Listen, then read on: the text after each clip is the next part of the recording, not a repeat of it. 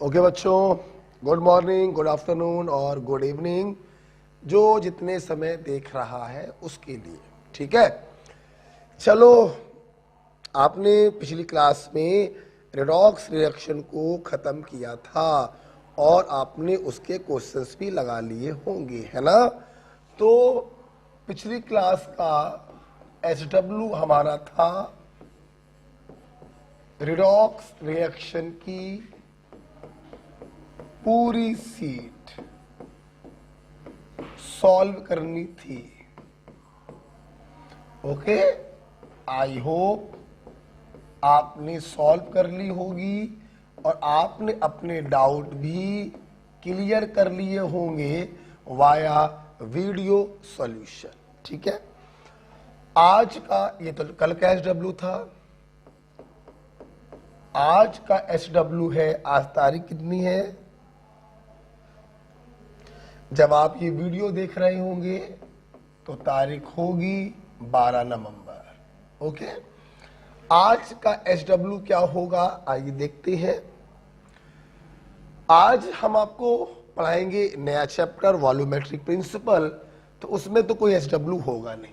आपको याद होगा अभी आपने एक दिन पहले स्टीरियो आइसोमेरिज्म को रिवाइज किया है, तो आपका SW वही है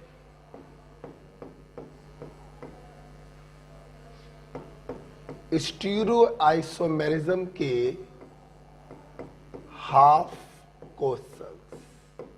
ओके, जैसे मान लो 1 to 80 क्वेश्चन है तो आपने 40 क्वेश्चन लगा लिए।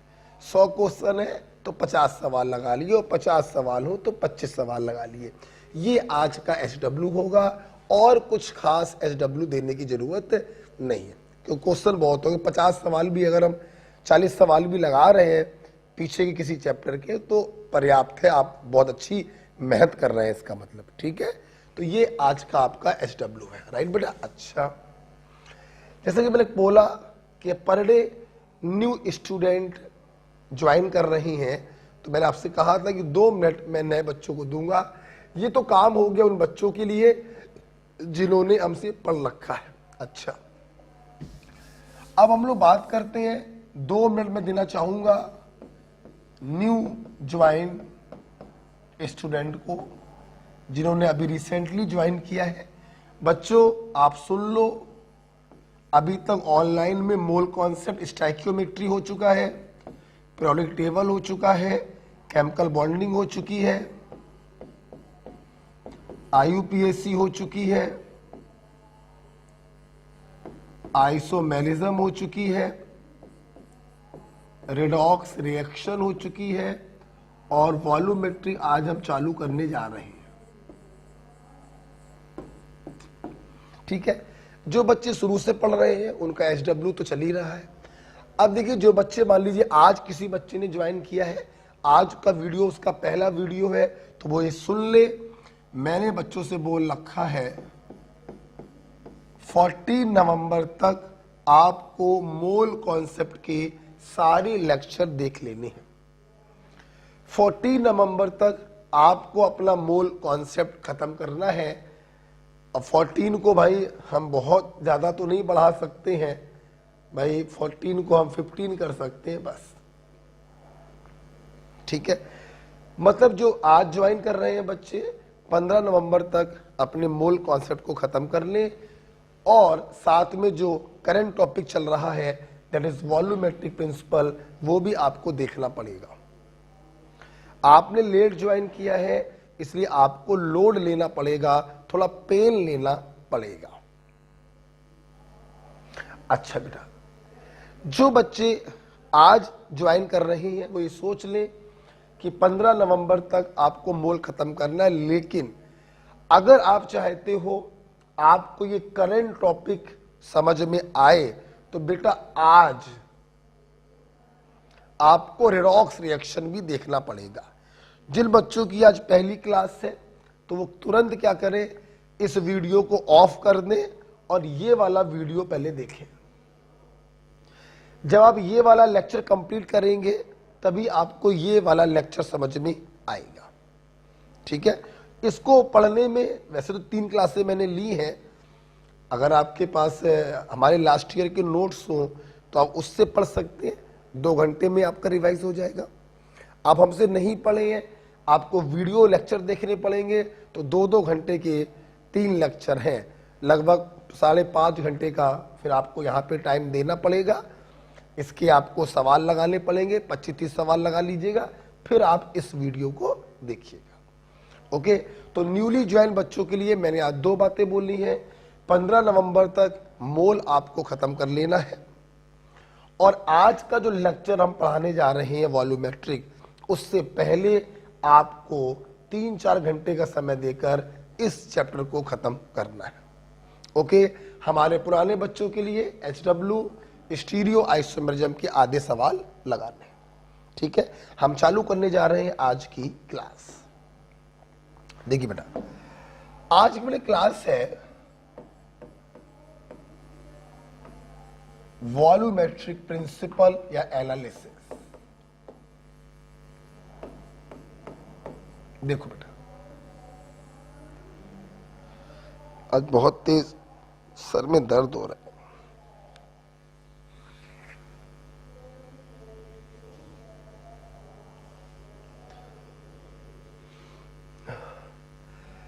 देखिए, वॉल्यूमेट्रिक एनालिसिस करके एनसीईआरटी में कोई भी चैप्टर नहीं है, लेकिन एनसीईआरटी में क्या है, एक चैप्टर दिया गया है रिडॉक्स रिएक्शन। उन्होंने उसी चैप्टर में इसको सम्मिलित कर लिया है। ओके, तो आप इसको बोल सकते हैं रिडॉक्स रिएक्शन पार्ट 2 भी बोल सकते हैं, हम लोग वैसे इसको वॉल्यूमेट्रिक बोलते हैं। अच्छा, इस चैप्टर में 3 मेजर पोर्शंस आपको पढ़ने। पहला, इक्विवेलेंट वेट आपको पढ़ना है। दूसरा, डिफरेंट टाइप्स की कंसंट्रेशन, मोलैरिटी, नॉर्मेलिटी, ये आपको पढ़ना है। और तीसरा, टाइप्स ऑफ टाइट्रेशन आपको पढ़ना है।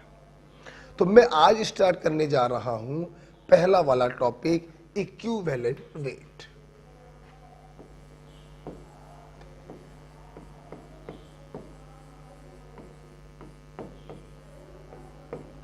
इक्विवेलेंट वेट कहते बेटा, इक्विवेलेंट वेट क्या है? देखिए, किसी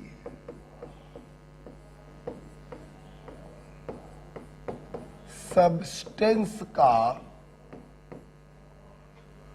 वो वेट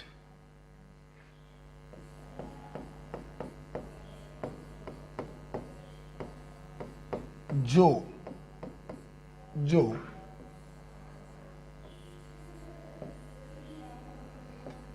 1 ग्राम हाइड्रोजन से या 8 ग्राम ऑक्सीजन से या 35.5 ग्राम क्लोरीन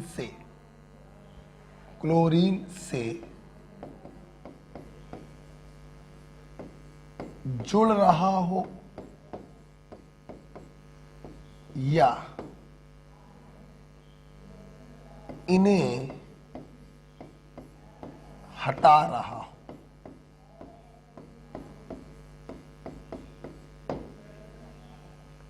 लिख लीजिए, फिर समझाते हैं। देखिए, इसमें कोई शक नहीं है कि इक्विवेलेंट वेट भी एक प्रकार का वेट है। अब सवाल है किस प्रकार का वेट है, तो सुनिए, किसी सब्सटेंस का वो वेट जो 1 ग्राम हाइड्रोजन से या 8 ग्राम ऑक्सीजन से या 35.5 ग्राम क्लोरीन से या तो जुड़ रहा हो या फिर इस चीज को अपने अंदर से हटा रहा हो, वही वेट उस सब्सटेंस का इक्विवेलेंट वेट कहलाता है। जैसे इधर देखो बेटा, अब लिखना मत, इसके बाद जो भी हम लिखे समझना। मैंने कहा एक मेटल है 40 ग्राम, ये 2 ग्राम हाइड्रोजन से कंबाइन कर रहा है और अपना कंपाउंड बना रहा है। बताइए इस मेटल का इक्विवेलेंट वेट क्या होगा? ये सवाल आया, सुनना बेटा, हमें इस मेटल का वो वेट निकालना है जो 1 ग्राम हाइड्रोजन से कंबाइन कर रहा हो। आप अगर ध्यान से देखें तो इस मेटल का 40 ग्राम कंबाइन कर रहा है 2 ग्राम हाइड्रोजन से। हमें इसका वो वेट निकालना है जो 1 ग्राम हाइड्रोजन से कंबाइन कर रहा हो। तो लिखेंगे कैसे, आपको नहीं लिखना है, 2 ग्राम हाइड्रोजन से कंबाइन कर रहा है 40 ग्राम मेटल, इसलिए 1 ग्राम हाइड्रोजन से कंबाइन करेगा 20 ग्राम मेटल। आपको मालूम है किसी सब्सटेंस का वो वेट जो 1 ग्राम हाइड्रोजन से कंबाइन करता है वही वेट कहलाता है उसका इक्विवेलेंट वेट। मतलब इस मेटल का इक्विवेलेंट वेट कितना आ गया, 20 ग्राम। ओके, और देखते हैं, हटाते हैं इसको और देखते हैं, ठीक है। जैसे मान लीजिए मैंने आपको क्वेश्चन दिया, भाई एक मेटल ऑक्साइड है, मान लो ऐसे समझाने के लिए 200 ग्राम, ठीक भाई। हमने इसको गर्म किया तो ये मेटल में और ऑक्सीजन में टूट गया। इसने ऑक्सीजन दिया 32 ग्राम। बताइए इस मेटल ऑक्साइड का वेट क्या होगा। अगेन देखिए, अगर आपको इसका इक्विवेलेंट वेट निकालना है तो इसका वो वेट निकालना पड़ेगा जो अपने अंदर से 8 ग्राम ऑक्सीजन को निकाले। भाई या तो जुड़ रहा हो या फिर उसको अपने अंदर से हटा रहा हो। इसके पहले वाला जो एग्जाम्पल कराया था जुड़ने वाला कराया था, ये वाला जो एग्जाम्पल है ये हटाने वाला एग्जाम्पल है। ठीक है, देखना बेटा, हम लिख सकते हैं 32 ग्राम ऑक्सीजन से ऑक्सीजन को हटा रहा है 200 ग्राम मेटल ऑक्साइड। एम आई?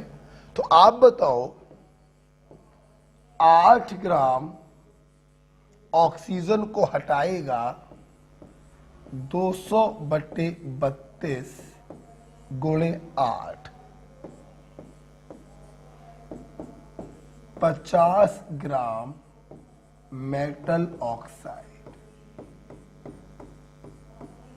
उम्मीद करते हैं आप समझ गए होंगे कि 50 ग्राम इस मेटल ऑक्साइड का वो वेट आया है जो 8 ग्राम ऑक्सीजन को अपने अंदर से हटा रहा है। तो यही इसका कहलाएगा इक्विवेलेंट वेट। तो मैं उम्मीद करता हूं 2 एग्जाम्पल से आपको ये क्लियर हो रहा है कि व्हाट इज इक्विवेलेंट वेट। किसी सब्सटेंस का वो वेट जो 8 ग्राम ऑक्सीजन को या तो जोड़ रहा हो या उसे अपने अंदर से हटा रहा हो, वही वेट कहलाता है उसका इक्विवेलेंट वेट। तो अब बताओ, जहां पर बैठे हो वहां पर बैठ के बोलो व्हाट इज इक्विवेलेंट वेट। किसी सब्सटेंस का वो वेट जो 1 ग्राम हाइड्रोजन से या 8 ग्राम ऑक्सीजन से या 35.5 ग्राम क्लोरीन से या तो जुड़ रहा हो या उसे अपने अंदर से हटा रहा हो। ओके बेटा, अच्छा भाई अब सुनना, अजीब है यार ये। अरे भाई हटो, ठीक है। अब मेरी बात सुनो बेटा, जब आपने ये डेफिनेशन पढ़ी इक्विवेलेंट वेट की तो यहां पे मैं आपको एक बात और बताना चाहता हूं। ये जो इक्विवेलेंट वेट होता है बेटा, ये एक वेरिएबल क्वांटिटी है। अभी मैं दिखाऊंगा अभी आपको।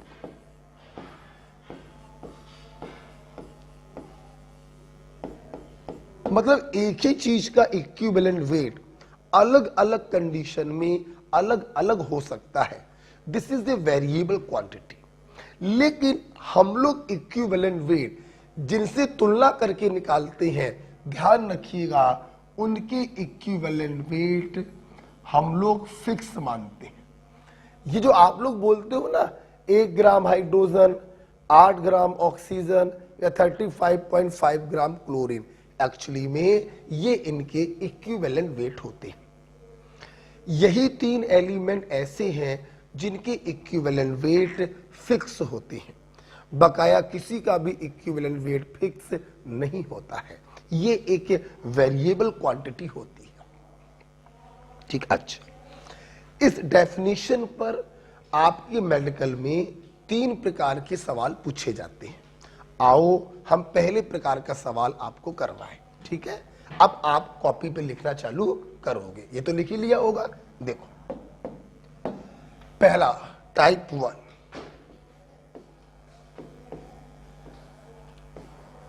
टाइप 1 लिखेंगे।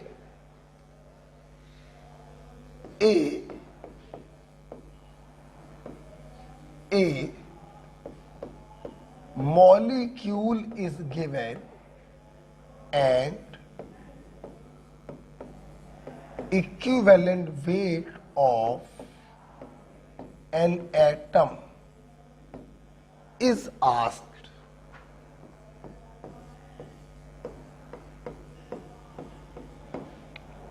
ठीक है, देखिए, देखो बेटा, मतलब पहले प्रकार के सवाल आते हैं।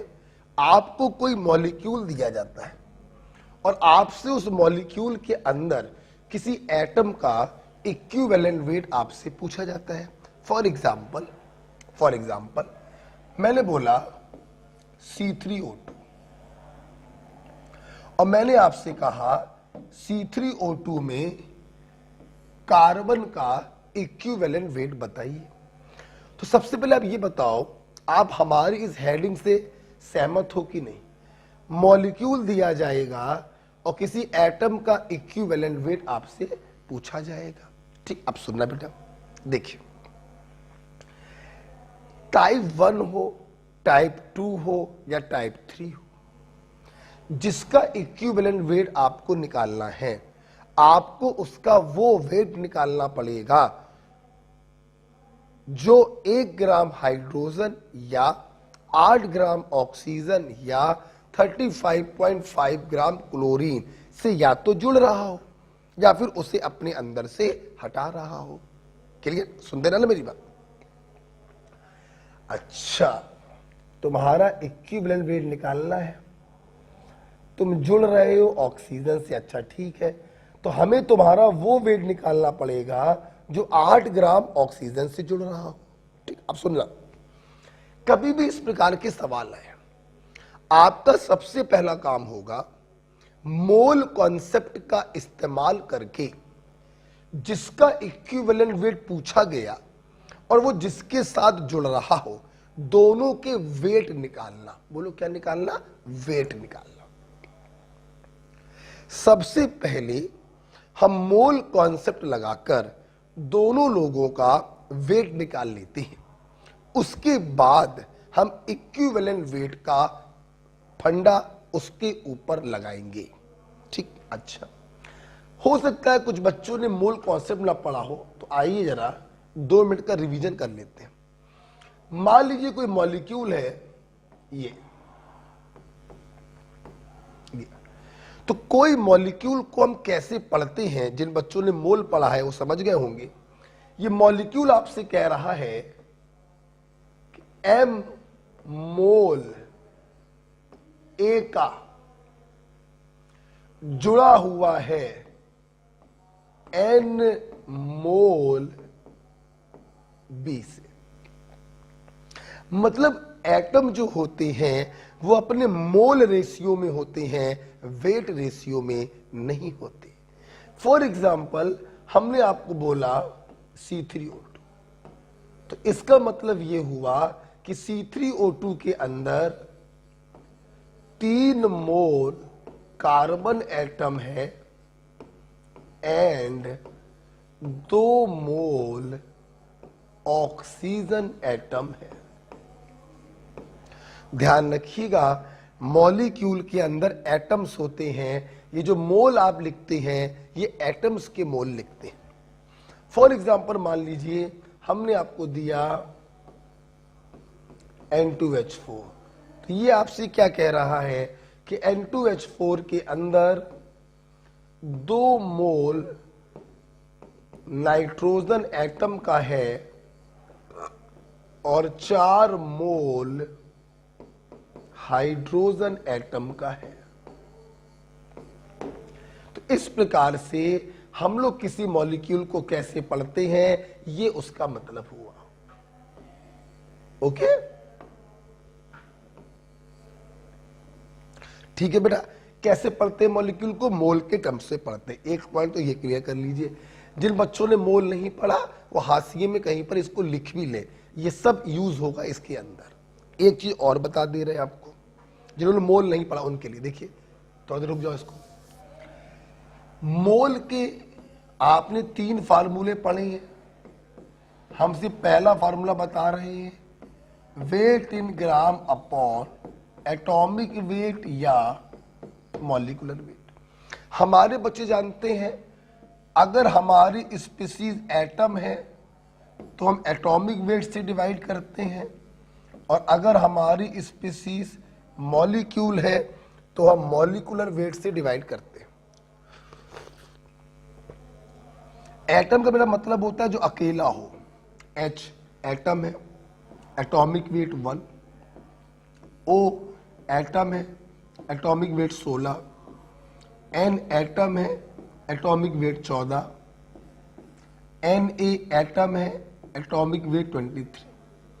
C एटम है, atomic weight 12 and so on. Molecule का मतलब होता है ग्रुप ऑफ एटम। जैसे H2 मॉलिक्यूल है, तो मॉलिक्यूल के लिए मॉलिक्यूलर वेट 2 × 1 2। O2 मॉलिक्यूल है, 2 × 16 32। और देखो बेटा CO2 मॉलिक्यूल है, 12 + 32 44। तो ध्यान रखिएगा बेटा, मोल का पहला फार्मूला था weight in upon atomic weight या मॉलिक्यूलर वेट।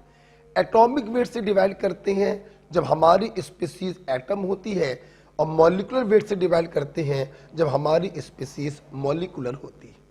ठीक है, तो यहां से बेटा आपने सीखा, अगर आपको किसी का मोल मालूम चल जाए तो उसमें एटॉमिक वेट से मल्टीप्लाई कर दें तो उसका वेट आ जाएगा, अगर स्पीसीज क्या है एटॉमिक। और मॉलिक्यूलर वेट से मल्टीप्लाई कर दें तो मॉलिक्यूल का वेट आ जाएगा, अगर स्पीसीज क्या है मॉलिक्यूलर। तो जिन्होंने मोल कॉन्सेप्ट नहीं पढ़ा है वो इस चीज को भी कहीं पर लिख लें। ठीक है, अब मैं अपने उसी क्वेश्चन पे आ रहा हूं, मैं इसको हटाने जा रहा हूं। ठीक है, हटा रहा हूं बेटा, मैं इस चीज को हटा रहा हूं। ओके, अब आइए मैं उसी क्वेश्चन पे आ रहा हूं, दैट इज C3O2। देखिए अब सबको समझ में आएगा, हमें इसका इक्विवेलेंट वेट निकाला। देखना, सबसे पहले हमने मोल कॉन्सेप्ट लगाया, और मोल कॉन्सेप्ट हमसे चीख चीख के कह रहा है कि 3 मोल कार्बन अटैच है 2 मोल ऑक्सीजन एटम से। अगर इनके मोल में हम इनके एटॉमिक वेट से मल्टीप्लाई कर दें तो इनका वेट आ जाएगा। कोई डाउट तो नहीं किसी को? दोनों का वेट आ गया। मतलब ये क्वेश्चन हमसे ये कह रहा है, ये क्वेश्चन हमसे ये कह रहा है कि 16 दूनी 32 ग्राम ऑक्सीजन से जुड़ रहा है, चलो ऑक्सीजन से जुड़ रहा है, बोलो बेटा 12 तिहाई 36 ग्राम कार्बन। अगर तुम्हें कार्बन का इक्विवेलेंट वेट निकालना है तो तुम्हें ये निकालना पड़ेगा कि 8 ग्राम ऑक्सीजन से जुड़ेगा 36/32 गुणे 8 बराबर 9 ग्राम का। और 8 ग्राम ऑक्सीजन से किसी सब्सटेंस का जितना वेट अटैच होता है वही उस सब्सटेंस का इक्विवेलेंट वेट कहलाता है। This is your answer. मतलब इस कंपाउंड में कार्बन का इक्विवेलेंट वेट कितना होगा? 9 ग्राम होगा, राइट। सबसे पहले आपने मोल कॉन्सेप्ट लगाया और दोनों का वेट निकाला। 3 मोल कार्बन एटम जुड़ा है 2 मोल ऑक्सीजन एटम से। इसमें आपने इनके एटॉमिक वेट से मल्टीप्लाई कर दिया, इनका वेट आ गया। तो 32 ग्राम ऑक्सीजन से जुड़ रहा है 36 ग्राम कार्बन, तो 8 ग्राम ऑक्सीजन से जुड़ेगा 9 ग्राम कार्बन, वही होगा उसका इक्विवेलेंट वेट। अब देखिए बेटा, अगर बेटा वैसे तो आप लोगों ने इसको ऐसे कर लिया, समझना मेरी बात, बढ़िया तरीके से कंसेप्चुअली कर लिया। अगर तुम लोग इतना काम करने से बचना चाहते हो, इतना कि तुम्हें ये लिखना ना पड़े 32 ग्राम से जुड़ रहा है 36 ग्राम, तो 8 ग्राम से जुड़ेगा इतने ग्राम। अगर तुम इस काम से बचना चाहते हो, सुनना ट्रिक, पोरवाल टेक्निक। क्या? ऑक्सीजन के वेट के नीचे रखना उसका इक्विवेलेंट वेट, और क्रिस क्रॉस कर देना, ये मल्टीप्लाई ये डिवाइड। तो यहां पर जो आंसर आएगा वो इसका इक्विवेलेंट वेट आएगा। कैसे? समझो मेरी बात। 8 को मल्टीप्लाई किया और उससे डिवाइड किया। ओके बेटा, आप ध्यान से अगर देखें तो 8 दूनी 16, 2 दूनी 4 तिहाई 12, 3 तिरका 9। ये देखिए, this is the equivalent weight of carbon, वही आंसर आया। तो कभी भी इस प्रकार के क्वेश्चन आए, आप सबसे पहले मोल कॉन्सेप्ट लगाकर उनका वेट निकाल लेंगे, फिर चाहे पढ़ के कर लो या इस स्टाइल से कर लो, उसके नीचे रखो उसका इक्विवेलेंट वेट। एम आई राइट? Criss cross. ओके बेटा, जैसे और देखते हैं एक एग्जांपल, हमसे और देख लो फिर आप लिखना। हमने आपसे बोला N2H4 में N का इक्विवेलेंट वेट बताओ। ठीक, किसका बेटा? N का। आई करते, सबसे पहले मोल कॉन्सेप्ट लगा के हम दोनों के वेट निकालेंगे। 2 मोल नाइट्रोजन एटम जुड़ा हुआ है 4 मोल हाइड्रोजन एटम से। हम इनके मोल में इनके एटॉमिक वेट से मल्टीप्लाई करेंगे तो इनके वेट आ जाएंगे। ध्यान रखिएगा, एटॉमिक वेट से मल्टीप्लाई होगा, क्योंकि ये जो मोल आपने लिखे हैं ये एटम के मोल लिखे हैं आपने। ओके, अब हमने क्या किया? ट्रिक से कर दे रहे हैं। हाइड्रोजन के वेट के नीचे हाइड्रोजन का इक्विवेलेंट वेट रखा, इसको ऊपर ले जाके मल्टीप्लाई, इसको नीचे ले जाकर डिवाइड। देखिए क्या हुआ, 2 × 14 × 1 अपॉन 4। M right? आप जब इसको सॉल्व करेंगे तो ये आपका आंसर आ जाएगा 7 gram. This is your answer.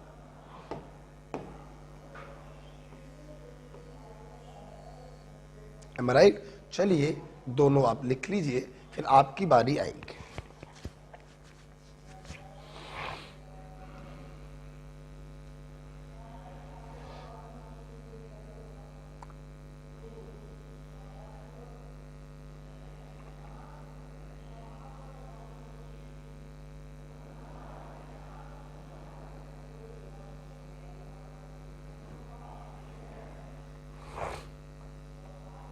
ठीक है, लिख लिया बेटा।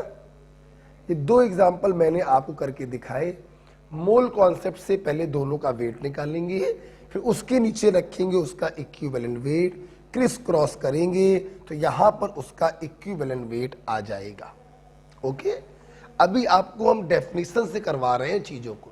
ये सारे क्वेश्चन हम ग्राम इक्विवेलेंट प्रिंसिपल से भी करवाएंगे। अभी हम आपको इक्विवेलेंट वेट की डेफिनेशन सिखाना चाहते हैं बस। ओके, चलिए आपकी बारी आती है, मैं इसको हटाता हूं। चलिए करिए। NH3 में N का बताइए और H2Cl2 में S का बताइए। अगर किसी का एटॉमिक वेट ना मालूम हो देख लेना। नाइट्रोजन का 14 होता है, हाइड्रोजन का 1, सल्फर का 32, क्लोरीन का 35.5। करें।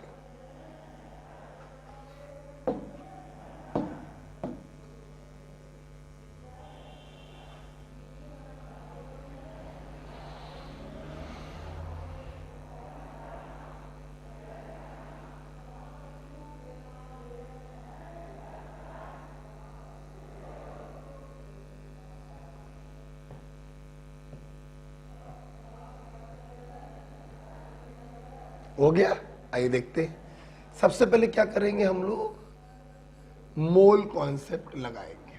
देखिए, अकॉर्डिंग टू मोल कॉन्सेप्ट इसके अंदर 1 मोल नाइट्रोजन एटम है और 3 मोल हाइड्रोजन एटम है। हमें मोल नहीं चाहिए, हमें उसका वेट चाहिए है। हमने एटॉमिक वेट से मल्टीप्लाई कर दिया, सॉरी, हमने एटॉमिक वेट से मल्टीप्लाई कर दिया, सबका वेट आ गया। अब हाइड्रोजन के नीचे रखेंगे उसका इक्विवेलेंट वेट और करेंगे क्रिस क्रॉस, तो 14/3। I think this is your answer.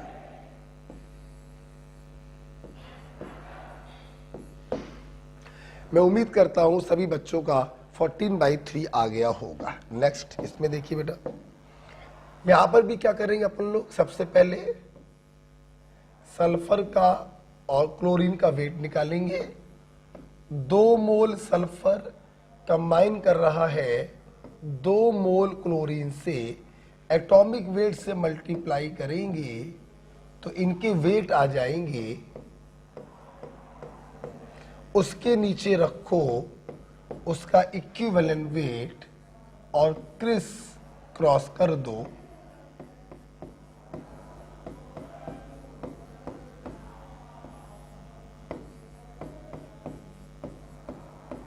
आपको समझ में आ गया होगा।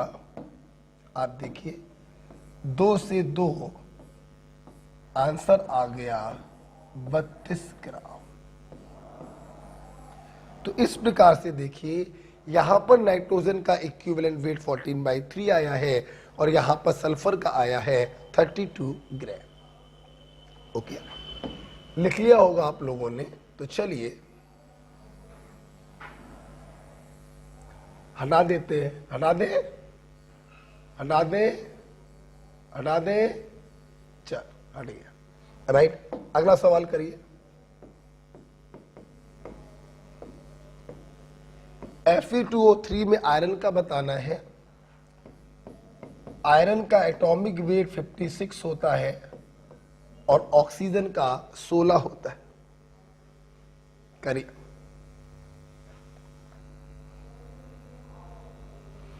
एक और कर दीजिएगा, कार्बन डाइऑक्साइड में कार्बन का निकाल दीजिएगा।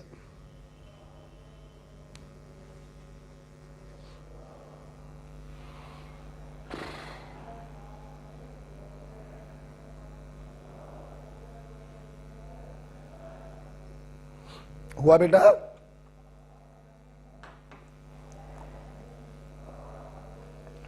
पढ़ते रहिए इस कोरोना काल में।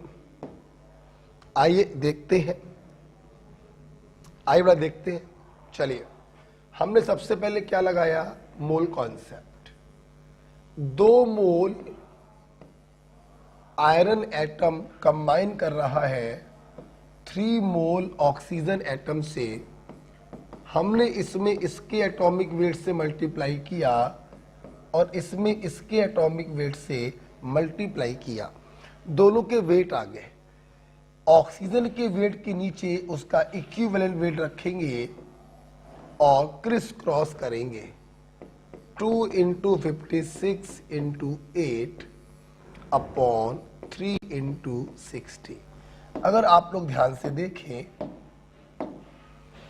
तो 8 दूनी 16, the answer is 56/3 gram. Okay answer. यहां पर आइए बेटा, जरा यहां पर देखते हैं। यहां पर देखो बेटा, 1 मोल कार्बन एटम है जो जुड़ा है 2 मोल ऑक्सीजन एटम से। हमें तो इनका वेट निकालना है, तो इसमें मल्टीप्लाई कर दिया 12 से, इसका वेट आ गया, और इसमें मल्टीप्लाई कर दिया 16 से, तो इसका वेट आ गया। उसके वेट के नीचे रखेंगे उसका इक्विवेलेंट वेट और कर देंगे क्रिस क्रॉस।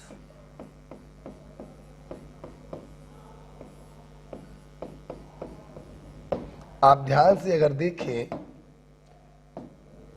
तो 8 दूनी 16, 2 दूनी 4 तिहाई 12, तो कार्बन का इक्विवेलेंट वेट आ गया 3। तो इस प्रकार से बेटा आप कोई भी क्वेश्चन जो है वो चुटकी बजा के सॉल्व कर सकते हैं इक्विवेलेंट वेट की डेफिनेशन पर। ओके, अच्छा, आपको याद होगा मैं थोड़ी देर पहले बोला था कि equivalent weight is a variable quantity. आपको याद है? आप खुद देखो, मैं प्रूफ करके दिखाता हूं। देखो, CO2 में कार्बन का 3 आया है और थोड़ी देर पहले तुम C3O2 में निकाल चुके थे, 9 आया था। तो आप देखिए सेम एटम है, देखिए इक्विवेलेंट वेट यहां पर 9 है और यहां पर 3 है। तो आप कह सकते हैं एक ही आदमी का इक्विवेलेंट वेट अलग अलग जगहों पर अलग अलग हो जाता है, अर्थात equivalent weight is a variable quantity. जबकि अगर आपको ध्यान से देखें, कार्बन का एटॉमिक वेट यहां पर भी 12 लिया था और यहां पर भी आपने 12 ही रखा था। तो atomic weight is a fix quantity but equivalent weight is a variable quantity. Okay बेटा, तो टाइप 1 के क्वेश्चन आई होप आपने एंजॉय किए, आपको समझ में आए। फिर से एक बार हिंट दे रहे हैं। सबसे पहले क्या करेंगे, मोल कॉन्सेप्ट लगाकर हम दोनों लोगों का वेट निकाल लेते हैं, फिर उसके नीचे रखेंगे उसका इक्विवेलेंट वेट, क्रिस क्रॉस करेंगे, यहां पर जो आंसर आएगा वो उसका इक्विवेलेंट वेट होगा। ये जो तरीका मैंने बताया ये इक्विवेलेंट वेट की डेफिनेशन पर आधारित है। भविष्य में ये सारे सवाल हम ग्राम इक्विवेलेंट प्रिंसिपल से भी सॉल्व करेंगे, ठीक है। टाइप 1 के बाद आइए देखते हैं type 2।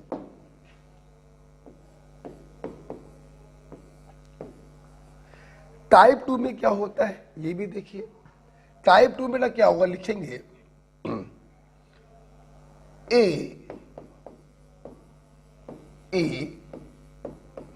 Balanced reaction is given. A balanced reaction is given and equivalent weight of a reactant or product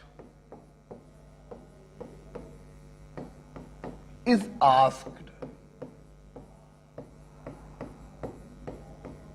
सुनिए बेटा, इसमें क्या होता है बेटा, एक बैलेंस रिएक्शन दी जाती है और हमसे किसी रिएक्टेंट या प्रोडक्ट का इक्विवेलेंट वेट पूछा जाता है। बहुत ही सिंपल है, आइए देखते हैं। एक एग्जांपल लेते हैं, आपको फीलिंग अच्छी आएगी।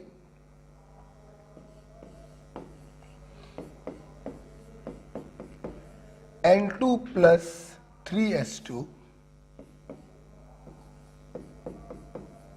बराबर ट्वाइस NH3। सवाल आया नाइट्रोजन का इक्विवेलेंट वेट बताओ। देखो बेटा, बिल्कुल टाइप 1 है।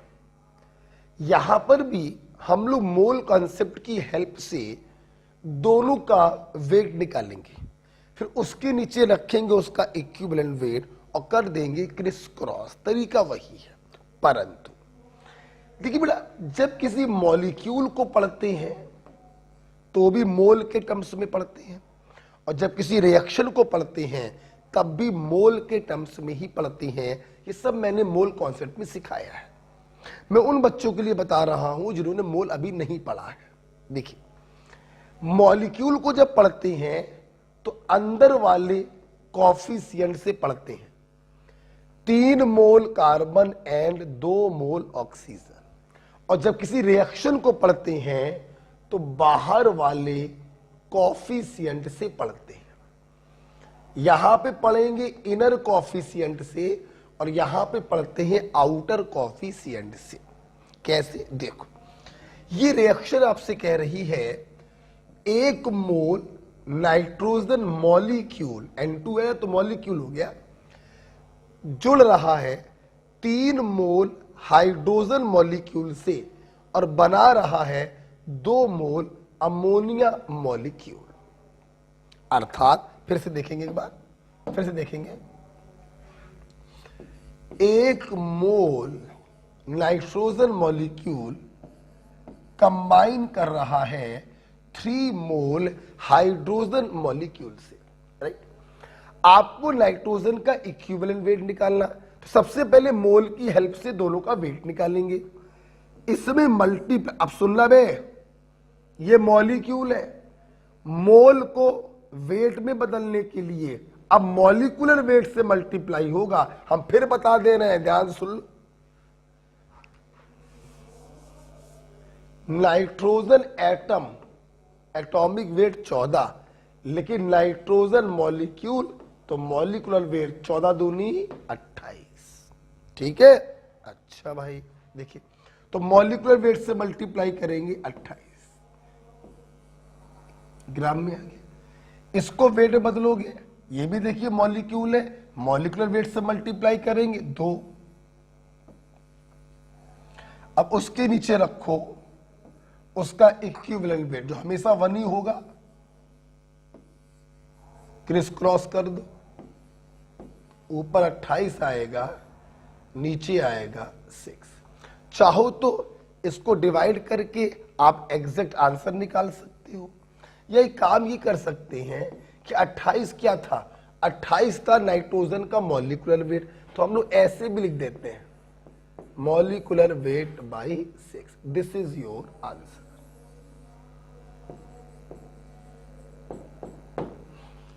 चाहो तो आप मॉलिक्यूलर वेट बाई 6 लिख दो, या चाहो तो आप मॉलिक्यूलर वेट की रख दो वैल्यू 28 ग्राम बटे 6, डिवाइड करो, आंसर आ जाएगा।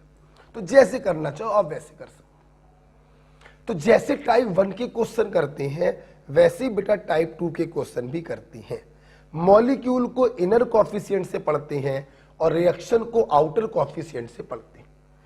एटम के मोल को वेट में बदलने के लिए एटॉमिक वेट से मल्टीप्लाई करते हैं और मॉलिक्यूल के मोल को वेट में बदलने के लिए मॉलिक्यूलर वेट से मल्टीप्लाई करते हैं। मैं उम्मीद करता हूं आपको यह समझ में आया।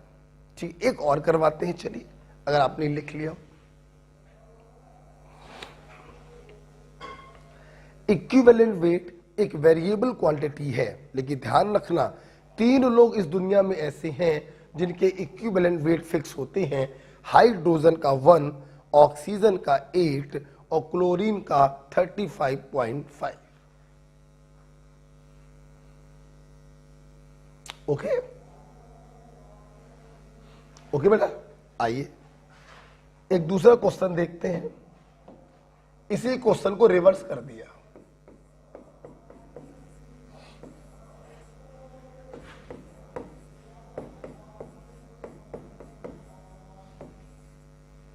रिएक्शन मैंने ये दी और मैंने आपसे क्वेश्चन पूछा इस रिएक्शन में अमोनिया का इक्विवेलेंट वेट बताइए। तरीका फिर से वही है, हम लोग मोल की हेल्प से दोनों के वेट निकालेंगे। देखिए 2 मोल अमोनिया टूट कर दे रहा है 1 मोल नाइट्रोजन और 3 मोल हाइड्रोजन। हमें मतलब हाइड्रोजन ऑक्सीजन या क्लोरीन से होता है, क्योंकि उन्हीं के रेस्पेक्ट में हम इक्विवेलेंट वेट को कैलकुलेट करते हैं। ठीक है, इसके पहले वाले केस में जुड़ने वाला केस था, ये वाले में निकालने वाला केस है। तो 2 मोल अमोनिया निकाल रहा है 3 मोल हाइड्रोजन। हम इसमें अमोनिया एक मॉलिक्यूल है, इसके मॉलिक्यूलर वेट से मल्टीप्लाई करके इसका वेट निकाल लेंगे और यहां पर हाइड्रोजन के मॉलिक्यूलर वेट से मल्टीप्लाई करके उसका वेट निकालेंगे। इसके नीचे रखेंगे इसका इक्विवेलेंट वेट और कर देंगे क्रिस क्रॉस। आओ देखें क्या होगा। 2 into molecular weight into 1/3 into 2। कोई भी आंसर बता सकता है। 2 से 2 कट गया तो आंसर आ गया मॉलिक्यूलर वेट बाई 3। ओके बेटा, आप चाहो तो मॉलिक्यूलर वेट की वैल्यू भी लिख सकते हो 14 और 3 17। आप ये भी लिख सकते हो 17/3। ओके बेटा, तो कभी भी कोई रिएक्शन दी जाए और किसी मॉलिक्यूल का आपसे इक्विवेलेंट वेट पूछा जाए, ये भी उसी प्रकार से सवाल किए जाते हैं जैसे टाइप नंबर 1 आपने किया था। ओके, अगर आपको ये समझ में आया है तो अब आपकी बारी आ गई। ठीक है, आइए करते हैं। हटाए इसको। अगला सवाल आप लोग करके दिखाएंगे।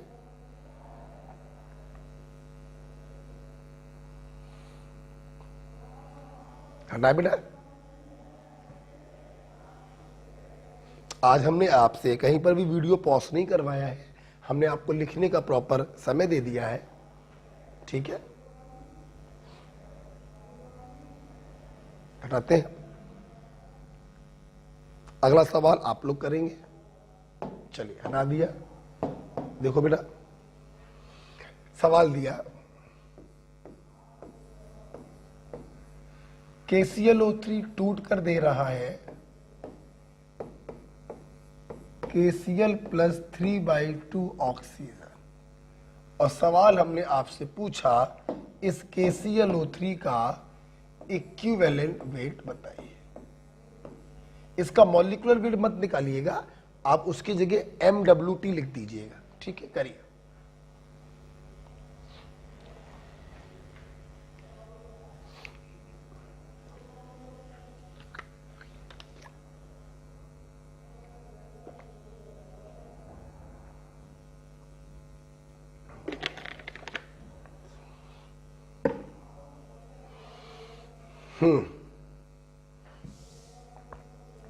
ओके, आइए देखते हैं।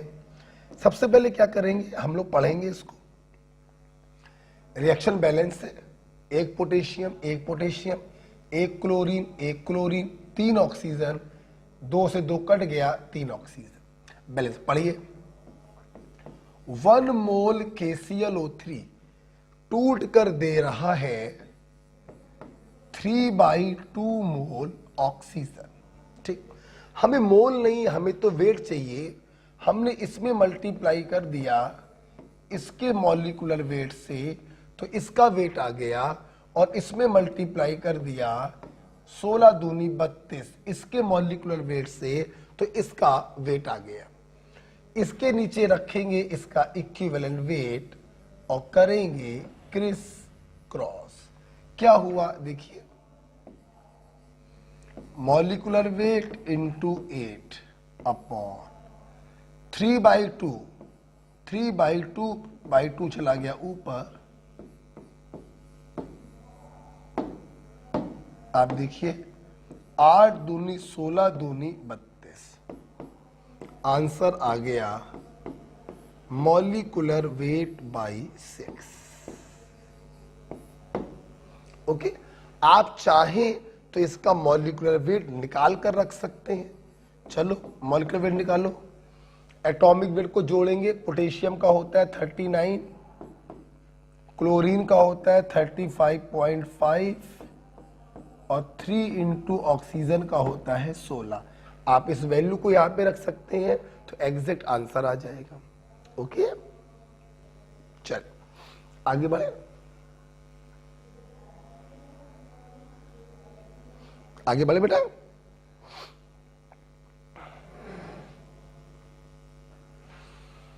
इस प्रकार से आप किसी भी रिएक्शन में किसी भी मॉलिक्यूल का इक्विवेलेंट वेट निकाल सकते हैं। ध्यान रखिएगा, आप इक्विवेलेंट वेट की डेफिनेशन पढ़ रहे हैं, यहां पर हाइड्रोजन, ऑक्सीजन या क्लोरीन जरूर होना चाहिए। ठीक है, हटाते हैं इसको। चलिए अगला सवाल करके दिखाइए।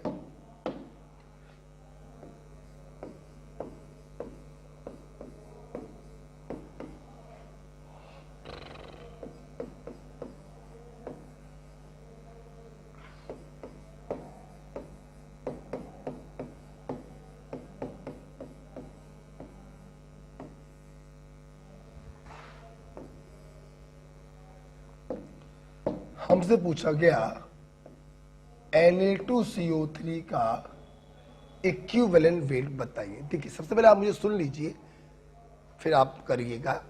रिएक्शन देखिए बैलेंस है। अब आप देखिए Na2CO3 जो है वो HCl से कंबाइन कर रहा है।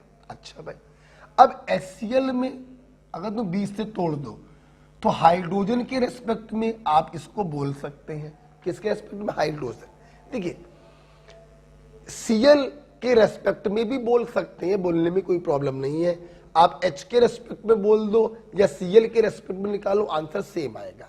देखिएगा, जैसे 1 मोल Na2CO3 कंबाइन कर रहा है 1 मोल हाइड्रोजन एटम से। ध्यान रखिए एटम के फॉर्म में। हमने इसमें इसके मॉलिक्यूलर वेट से मल्टीप्लाई कर दिया, इसका वेट आ गया, और इसमें एटॉमिक वेट से मल्टीप्लाई किया तो हाइड्रोजन का वेट आ गया। उसके नीचे रखा उसका इक्विवेलेंट वेट, कर दिया क्रिस क्रॉस, तो इक्विवेलेंट वेट जो होगा वो मॉलिक्यूलर वेट के बराबर आएगा। ठीक है, अगर आप इस क्वेश्चन को क्लोरीन के रेस्पेक्ट में देखें तो 1 मोल Na2CO3 कंबाइन हो रहा है 1 मोल क्लोरीन एटम से।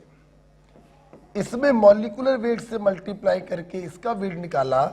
चूंकि ये एटम का मोल है तो एटॉमिक वेट से मल्टीप्लाई करके उसका वेट निकाल लिया, उसके नीचे रखा उसका इक्विवेलेंट वेट, कर दिया क्रिस क्रॉस। आप समझ गए होंगे आंसर अभी भी कितना आया है?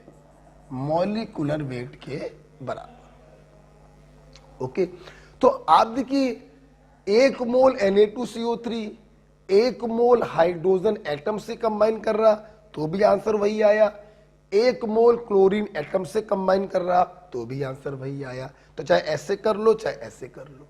रही बात इसके मॉलिक्यूलर वेट की, वो तो आप समझ ही गए होंगे कि मॉलिक्यूलर वेट कैसे निकालते हैं।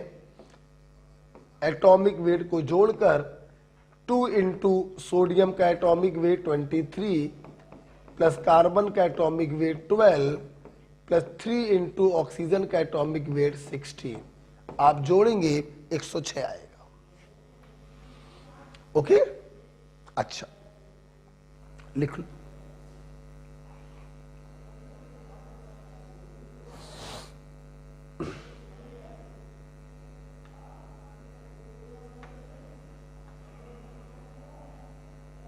ठीक है बेटा, अब देखें बेटा, अगर आपको समझ में आया है तो मुंह जवानी, कॉपी पे नहीं लिखना, मुंह जवानी बताना। अगर ये लिख चुके हो तो कॉपी पे लिखना भी नहीं है, बस मुंह जवानी इसी बताना।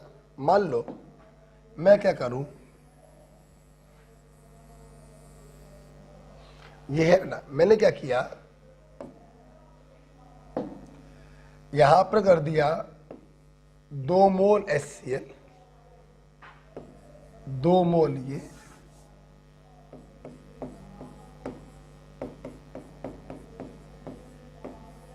और अब मैंने आपसे पूछा बताइए Na2CO3 का इक्विवेलेंट वेट क्या होगा। जल्दी से बताओ, जहां है बेटा जल्दी से बताओ।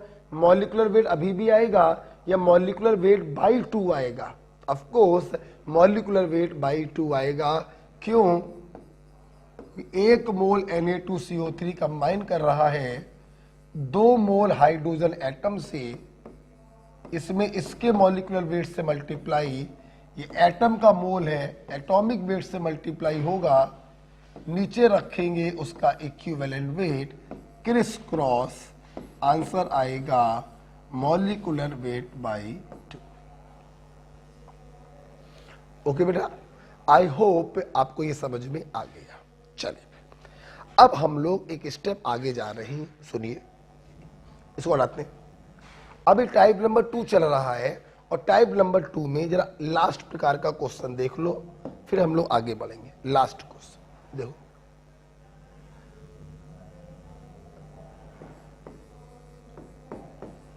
एक मेटल है 40 ग्राम। इस मेटल ने डाइल्यूट एसिड से रिएक्शन किया। देखिए बेटा, एसिड का अगर नाम बोला जाए तो उसका फार्मूला लिख देते हैं। सल्फ्यूरिक एसिड आप H2SO4 लिख दो, नाइट्रिक एसिड आप HNO3 लिख दो।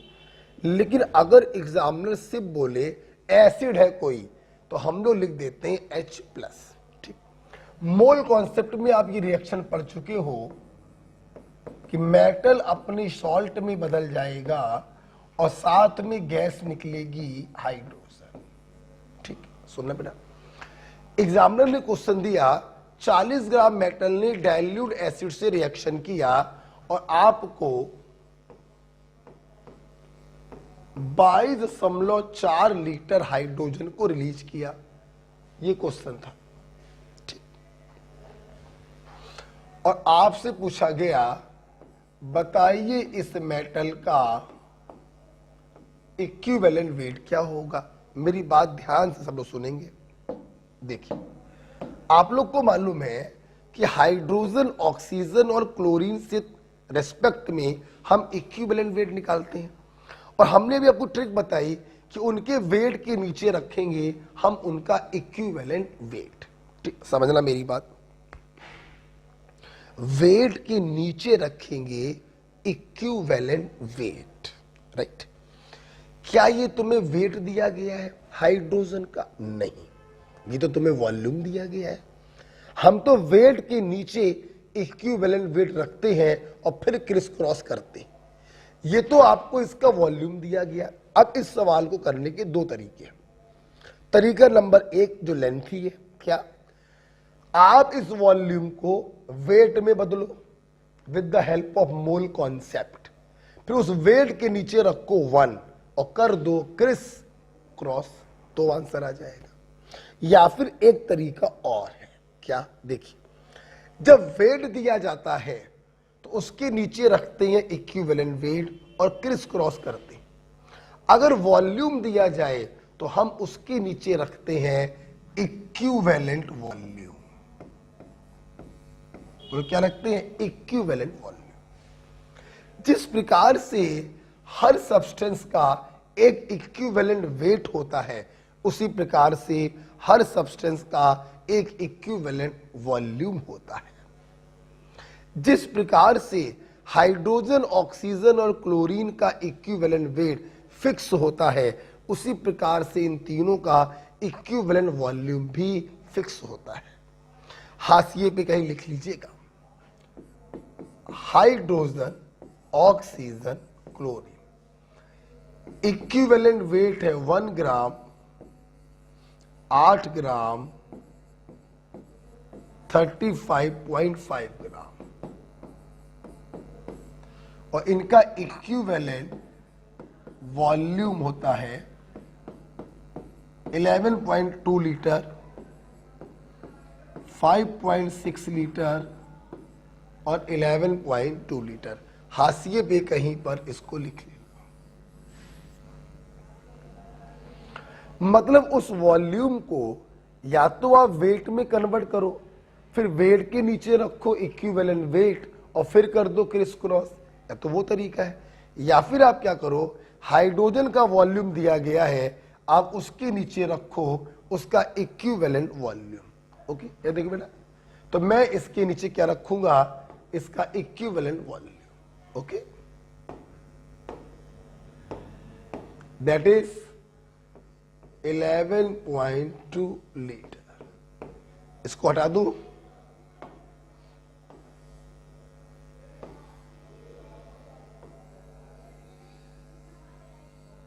ठीक है। आप देखिए, अब हम लोग क्या करेंगे, इसको ले जाएंगे क्रिस क्रॉस में, तो यहां पर जो आएगा वो इस मेटल का इक्विवेलेंट वेट होगा,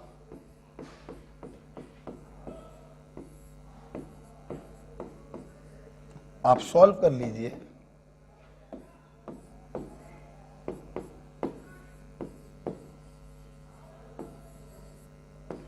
दिस इज योर आंसर 20 ग्राम। तो इस मेटल का इक्विवेलेंट वेट आ गया 20 ग्राम। ये हमने आपको एक नई वैरायटी का सवाल कराया कि अगर वेट दिए जाएं तो उसके नीचे रखना इक्विवेलेंट वेट, फिर कर देना क्रिस क्रॉस।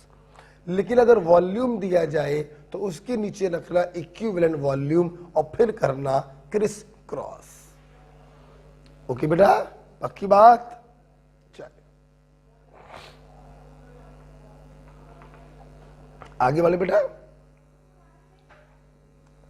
ठीक है। चलिए अब हम अपने स्टूडेंट को ले जा रहे हैं टाइप नंबर 3 के तरफ।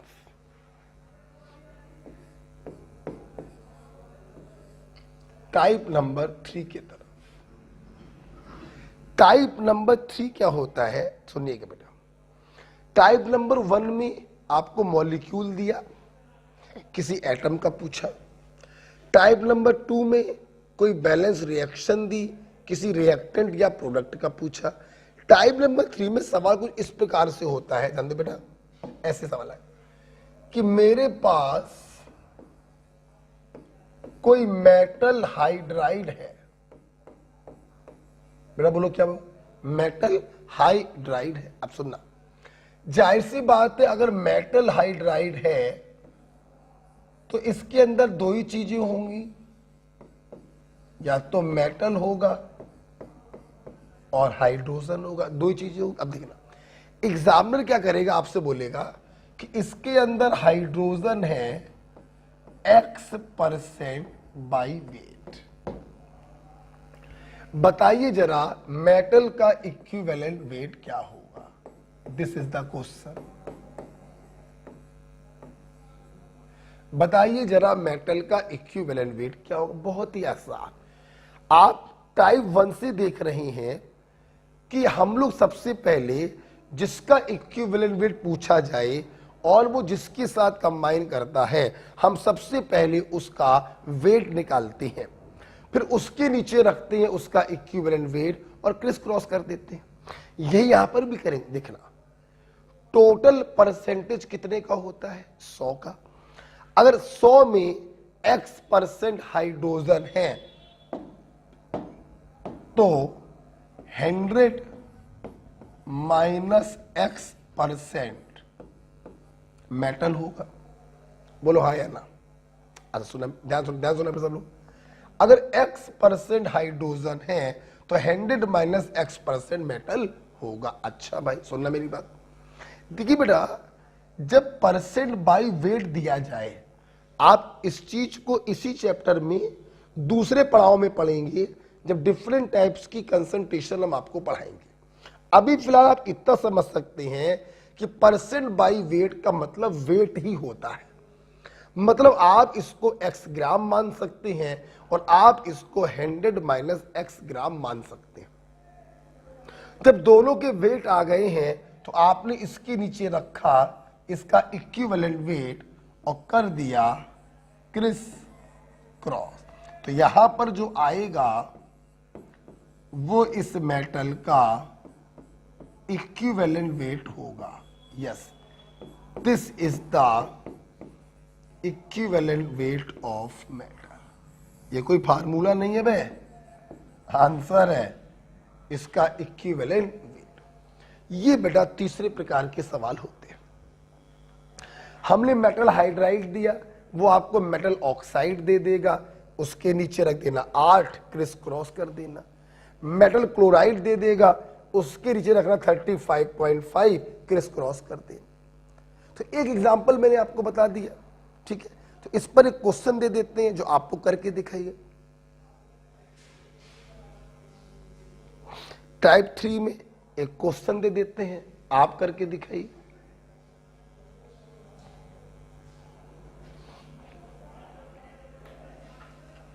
बताएं बेटा।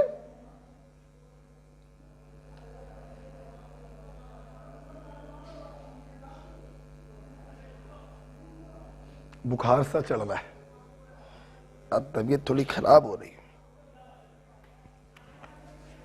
फीवर सा आ रहा है। हटाए इसको बेटा, हटाए। देखिए एक क्वेश्चन बना के देते हैं आपको, चलिए लैंग्वेज के रूप में लिखिए।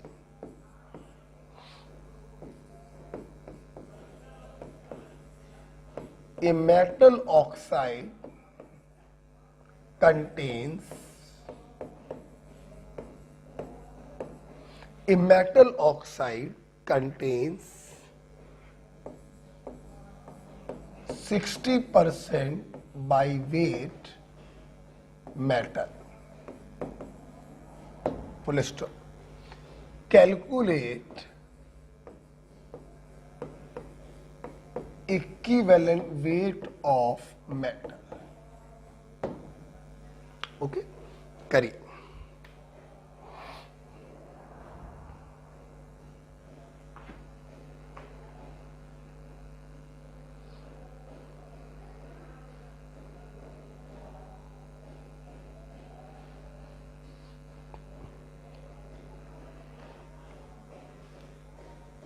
हो गया।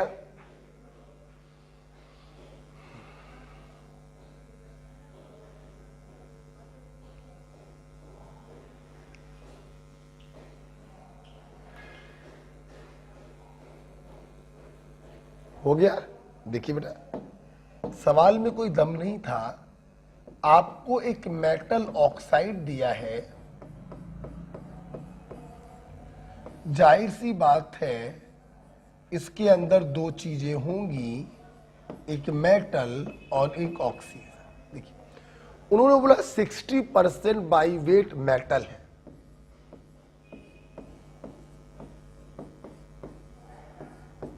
अगर मेटल 60% बाई वेट है तो 40% बाई वेट ऑक्सीजन होगा।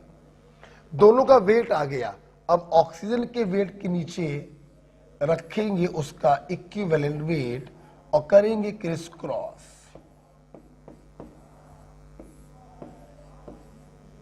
आप ध्यान से देखें, 8 × 40 और 5 से इसको काटेंगे 12 ग्राम।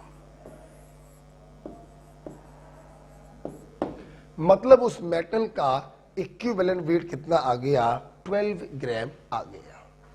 ओके बेटा, तो इस प्रकार से हम कह सकते हैं कि हमने इक्विवेलेंट वेट की डेफिनेशन को सीखा और इतने सारे टाइप देख लिए कि डेफिनेशन बिल्कुल आपकी आत्मा में जा चुकी है। तो एक बार हो जाए, what is equivalent weight?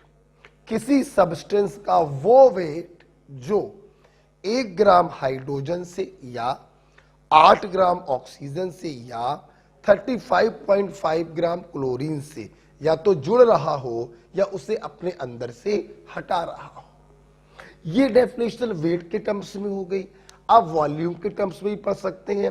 11.2 litre hydrogen या 5.6 लीटर ऑक्सीजन या 11.2 लीटर क्लोरीन से जुड़ रहा हो या उसे अपने अंदर से हटा रहा हो। ओके, इस प्रकार से आपने बहुत सारे सवाल किए। ये सारे सवाल आप ग्राम इक्विवेलेंट से भी करेंगे, जो हम बाद में फिर से करवाएंगे आपको। ठीक है, अच्छा देखो बेटा, जब हम लोगों ने इतना पढ़ लिया, आपने इतने सारे सवाल अभी किए टाइप 1, टाइप 2 टाइप 3 में आपने हर सवाल में देखा हाइड्रोजन, ऑक्सीजन और क्लोरीन पिक्चर में जरूर थी। ऐसे बहुत से केस बनते हैं जहां पर हम हाइड्रोजन, ऑक्सीजन और क्लोरीन को नहीं ढूंढ पाते। जब हाइड्रोजन, ऑक्सीजन आपको मिलेंगे नहीं तो आप डेफिनेशन से किसी का इक्विवेलेंट वेट नहीं निकाल पाएंगे। ऐसी सूरत में हम लोग क्या करते हैं,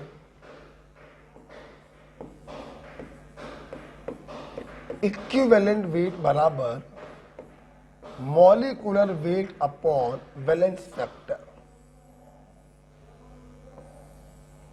इस टेक्निक का इस्तेमाल करते हैं। यहां पर F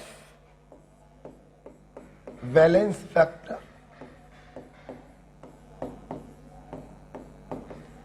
या कुछ लोग इसी को बोल देते हैं N फैक्टर।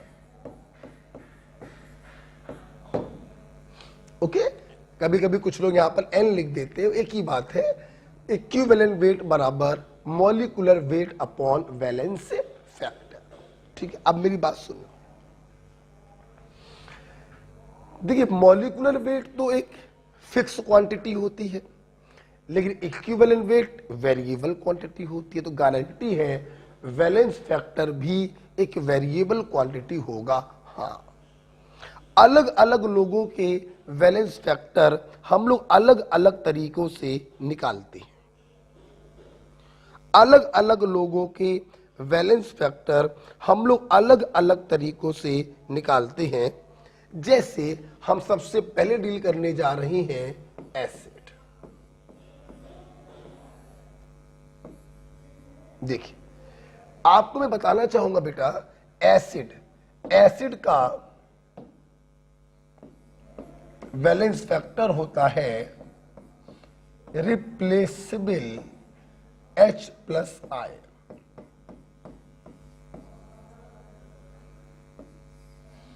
एसिड का वैलेंस फैक्टर होता है रिप्लेसेबल H+I। अभी आप रिप्लेसेबल के मतलब को मत समझो, 2 मिनट बाद समझ जाओगी। अभी आप मोटा मोटा ये समझो कि किसी एसिड के पास जितने भी हाइड्रोजन आपको दिखाई पड़े, वही हाइड्रोजन उसके वैलेंस फैक्टर बन जाते हैं। जैसे HNO3, H2SO4, H3PO4, balance factor 1 क्योंकि एक हाइड्रोजन है, वैलेंस फैक्टर 2 क्योंकि 2 हाइड्रोजन है, और वैलेंस फैक्टर 3 क्योंकि 3 हाइड्रोजन है। ठीक है, सब लोग ध्यान से देखेंगे।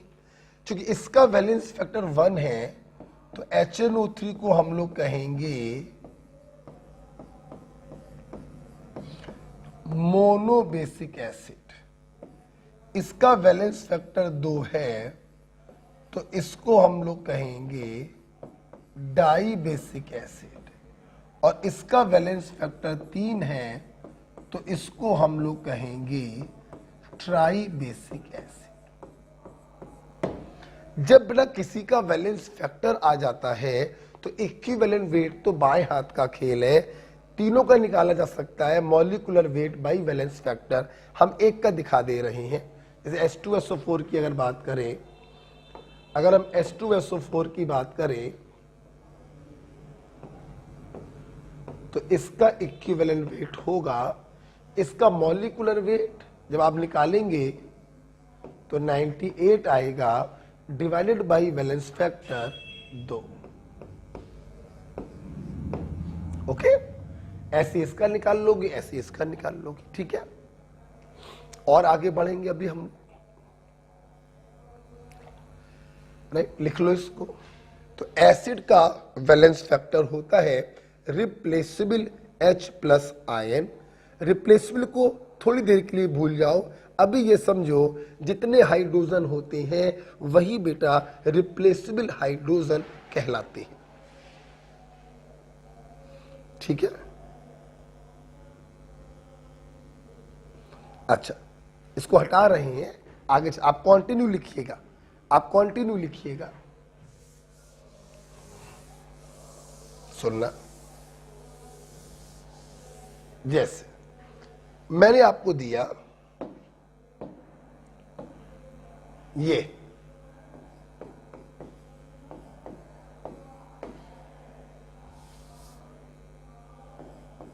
दिया COOH, ये आप जानते होंगे दिस इज ऑक्सैलिक एसिड, और डॉट लगा दिया 2H2O, तो ये बन गया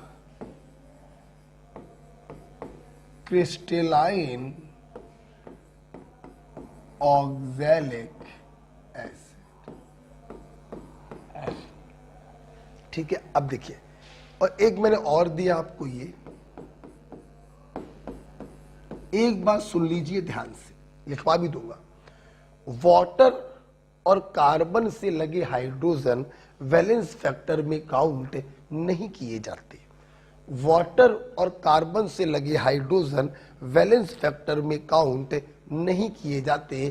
कहने का मतलब ये है कि इसका वैलेंस फैक्टर धोखे से 2 और 4 6 नहीं करेंगे, सिर्फ 2 करेंगे, और इसका वैलेंस फैक्टर भी 3 और 1 4 नहीं करेंगे, सिर्फ 1 करेंगे। ठीक है, आइए ऊपर वाले का इक्विवेलेंट वेट निकाल कर देखते हैं। आइए, इक्विवेलेंट वेट बराबर molecular weight upon valence factor. देखो 12 दूनी 24 प्लस 16 चौको 64 प्लस 1 दूनी 2, इसको जोड़ेंगे, प्लस 18 दूनी 36, पूरा आप जोड़ेंगे तो 126/2 बराबर 63। ओके, ये मैंने जानबूझ के इसलिए निकाल कर दिखाया। बहुत से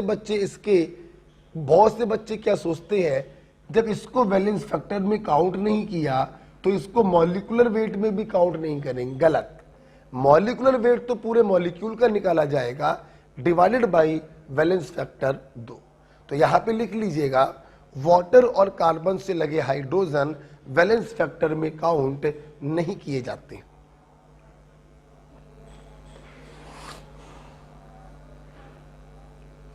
ओके, अब देखिए बेटा, समझा मेरी बात। तो आप लोगों ने देखा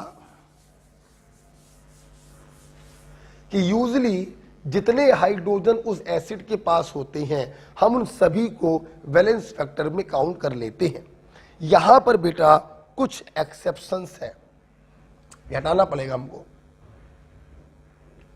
कुछ ऐसे एसिड हमारे पास हैं जिनमें जितने हाइड्रोजन दिखाई पड़ते हैं वो उसका वैलेंस फैक्टर नहीं होता। आइए देखें वो कौन कौन से हैं एक्सेप्शन।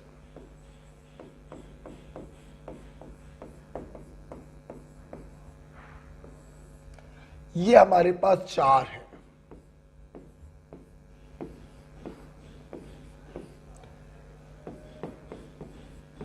H3PO2, H3PO3, H4P2O5 और H3BO3। नाम देख लीजिए, hypo phosphorus acid, ortho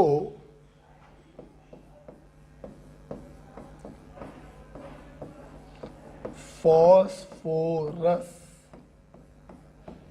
acid,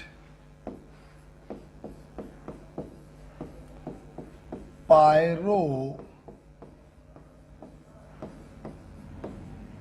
phosphorus acid, और ऑर्थो बोरिक एसिड। ठीक है, ऑर्थो वाले में ऑर्थो नहीं भी लगाओगे तो भी कोई फर्क नहीं पड़ता। आप देखिए, यहां पर 3 हाइड्रोजन दिखाई पड़ रहे हैं बेटा, लेकिन आपको मैं बताना चाहूंगा इसका वैलेंस फैक्टर होता है 1।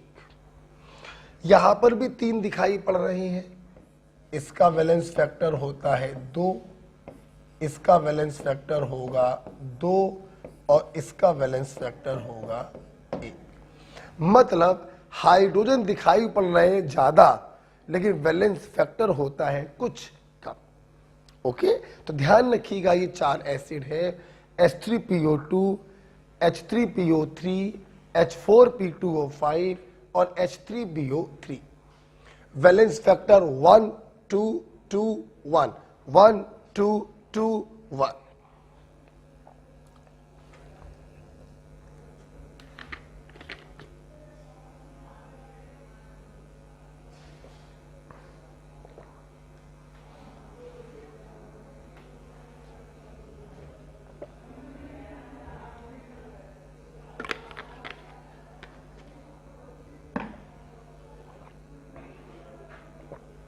लिख लिया आई।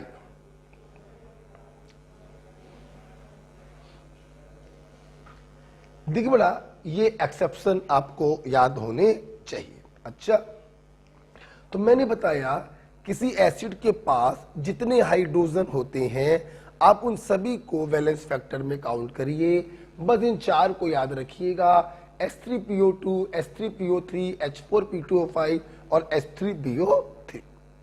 ठीक है, अब मैंने यहां पर बहुत सारी बातें और बता रखी थी, उसका कोई यूज नहीं है, केवल उसका कोई यूज नहीं है। 1-2 बातें अच्छी थी, लेकिन वो बातें आगे भी पकड़ में आ जाएंगी। अभी हम अपने टॉपिक से भटकेंगे नहीं, हम सीधे एक स्टेप आपको आगे लेकर जा रहे। ओके, लेकिन मेरा मन नहीं मान रहा है, मेरा मन नहीं मान रहा है। मैं थोड़ा सा बताना चाहूंगा कि आखिरकार ये एक्सेप्शंस क्यों हैं। मेरा मन नहीं मान रहा है, मैं थोड़ा आपको बताना चाहूंगा। चलिए एक्सप्लेनेशन देखते हैं कि आखिरकार दिखाई पड़ रहे हैं ज्यादा और वैलेंस फैक्टर है कम, ऐसा क्यों। आइए हटाकर देखते हैं। चलिए, नहीं मानना है मेरा मन, तो एक्सप्लेनेशन देखते हैं।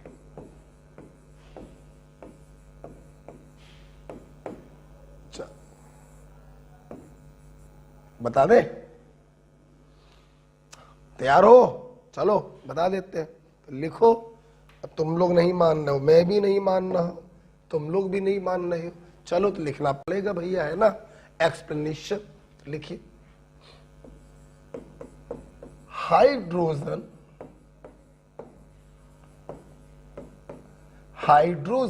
Attach only to oxygen. Hydrogen attached to oxygen are only replaceable.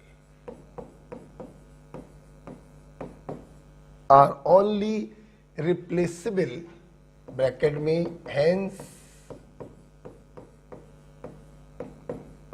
counted in valence factor. Hence counted in valence factor. Bracket कर दो बंद। Because OH bond is highly polarized, hence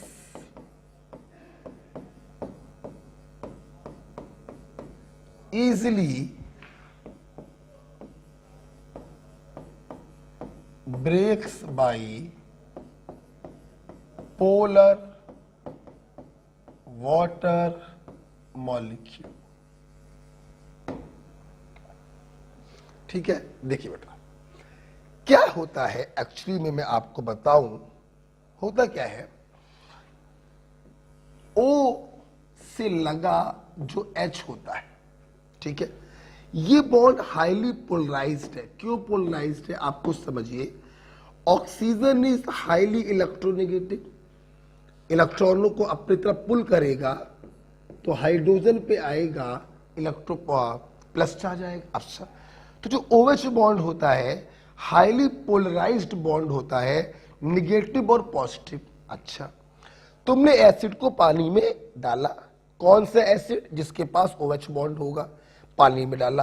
पानी क्या होता है, आप केमिकल बॉन्डिंग पढ़ चुके हैं। पानी जो होता है एक प्रकार का पोलर मॉलिक्यूल है जो डाइपोल के रूप में एग्जिस्ट करता है।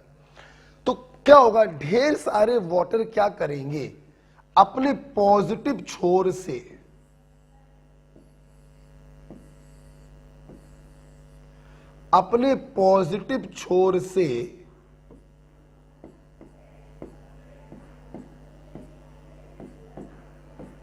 O- को घसीटेंगे और दूसरे ढेर सारे वाटर मॉलिक्यूल क्या करेंगे, अपने निगेटिव छोर से H+ को घसीटेंगे। मतलब कुछ वाटर O- को घसीट रहे हैं और कुछ वाटर H+ को घसीट रहे हैं, तो ये बॉन्ड जो होता है बीच से ब्रेक हो जाता है और H+ वाटर में फ्री हो जाते हैं। इसीलिए ये हाइड्रोजन ही काउंट किए जाते हैं। तो OH वाले हाइड्रोजन ही वैलेंस फैक्टर में काउंट क्यों होते हैं? क्योंकि ये बॉन्ड हाईली पोलराइज होता है और पानी में डालने पर इजीली ब्रेक हो जाता है। ओके बेटा, ये रहा एक्सप्लेनेशन। मतलब जो हमने 4 एक्सेप्शन आपको बताए हैं, इसका मतलब उनमें जितने हाइड्रोजन दिखाई पड़ रहे हैं वो सारे O से नहीं लगे होंगे, इसलिए उनका वैलेंस फैक्टर कुछ कम हो जाता है। जैसे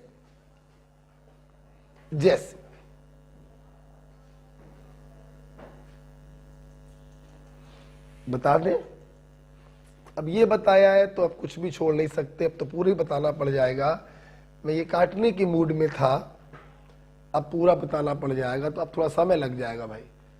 अब थोड़ा एसिड जो है बड़ा हो गया, आप समझो, ये लिखने का मतलब है अब खेल बड़ा हो गया है ना। चलिए इसको लिख लिया तो हटाइए, इसको देखिए, हटाए।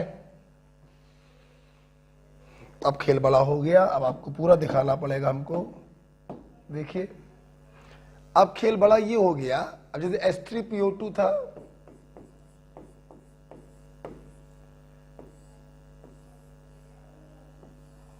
अब इसका वैलेंस फैक्टर क्या था, 1। इसका मतलब एक हाइड्रोजन ही ऑक्सीजन से लगा होगा। आप देखिए, आप इसका अगर लुईस स्ट्रक्चर आप बनाएं तो आप इसका स्ट्रक्चर ये बनाते हैं। इसका मतलब ये हुआ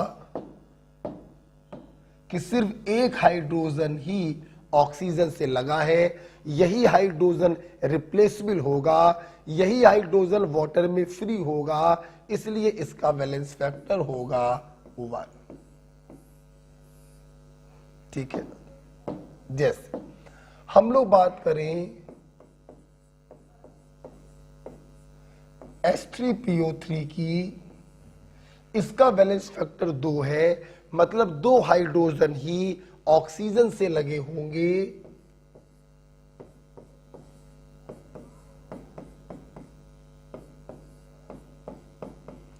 तीसरा वाला लगा होगा फास्फोरस से। इसीलिए देखिए ये 2 हाइड्रोजन ही रिप्लेसेबल होंगे, तो इसका वैलेंस फैक्टर होगा 2। फास्फोरस से जो हाइड्रोजन लगा है, इन दोनों की इलेक्ट्रोनेगेटिविटी ऑलमोस्ट बराबर होती है। ये बॉन्ड ऑलमोस्ट नॉन पोलर होगा, पानी में डालने पर ब्रेक नहीं होगा, इसलिए ये वाले हाइड्रोजन वैलेंस फैक्टर में काउंट नहीं हो सकते। लास्ट मैंने क्या लिखा था, H4P2O5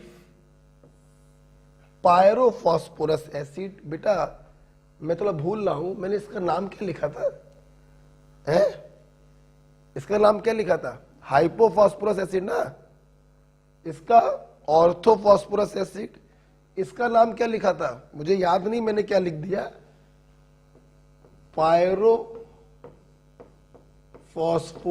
एसिड। थोड़ी यार तबीयत थोड़ी ठीक नहीं है, बुखार चढ़ा हुआ है।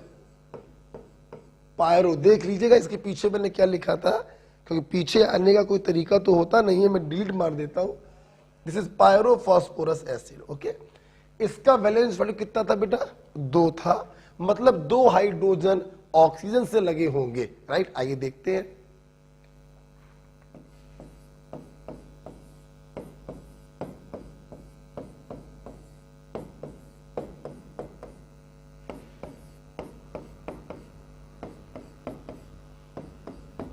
आप ध्यान से अगर देखें तो एक हाइड्रोजन ये रिप्लेसेबल है और एक हाइड्रोजन ये रिप्लेसेबल है, इसीलिए इसका वैलेंस फैक्टर होता है 2। ओके बेटा। अच्छा, अब कोई बच्चा ये सोच रहा होगा, स्पेशली वो बच्चे जिन्होंने केमिकल बॉन्डिंग नहीं पढ़ा होगा, कि सर ये आपने कैसे बना दिए, तो फिर वो ये आप सीखोगे केमिकल बॉन्डिंग में।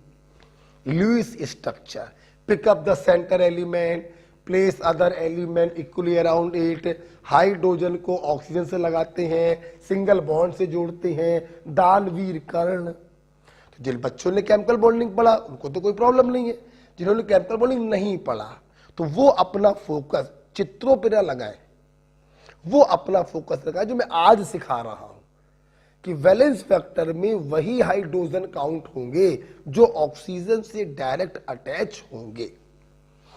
एम राइट बेटा, इज इट क्लियर? ये ध्यान रखिएगा। ठीक है, आगे बढ़िए। देखिए अब लास्ट वाला केस बचा H3BO3, इसका नाम क्या है बेटा, पायरोफॉस्फोरस एसिड। ठीक है, अच्छा अब एक लास्ट वाला केस बचा H3BO3, ध्यान से सब लोग देखेंगे उस केस को, मैं इसको हटाने जा रहा हूं। ठीक है, लिख लो।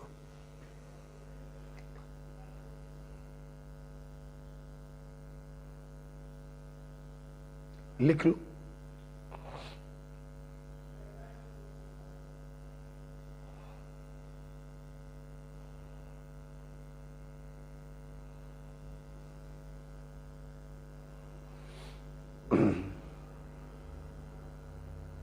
ओके, आइए अब जरा हम लोग केस देखते हैं H3BO3 वाला, जिसका वैलेंस फैक्टर था 1। देखिए आपने इसका स्ट्रक्चर बनाया, इसका जैसे स्ट्रक्चर मैं बनाऊंगा ना तुम लोग ताज्जुब खा जाओगे।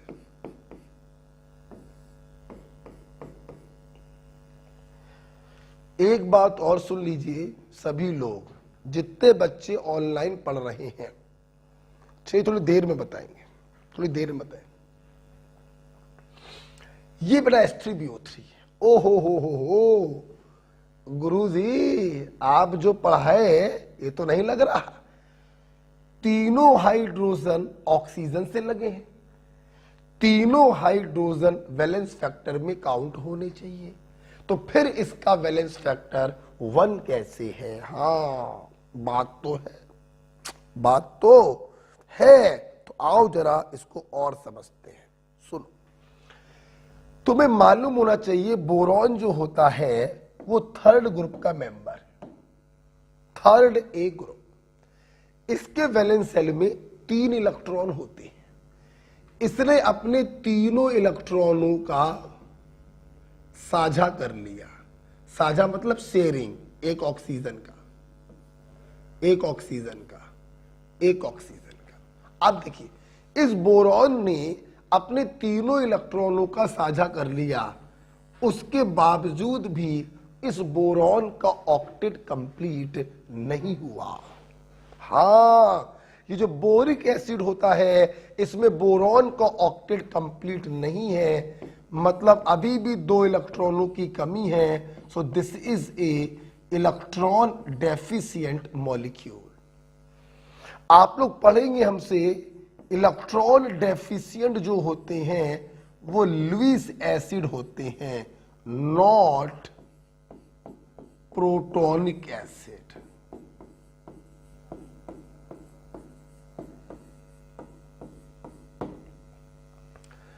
देखिए ना, इसके पहले आपने जितने भी एसिड पढ़े थे वो सब के सब प्रोटोनिक एसिड थे, आर्हीनियस एसिड थे, जो पानी में जाकर अपने अंदर से H+ को डोनेट करते हैं। बोरिक एसिड जो होता है ये अपने H+ को डोनेट नहीं करता, बल्कि इसके पास इलेक्ट्रॉनों की कमी होती है, इसलिए हम लोग इसको लुईस एसिड कहते हैं। देखिए क्या होगा, देखिए आप लोग जब इस बोरिक एसिड को वाटर में डिसॉल्व करेंगे, देखिए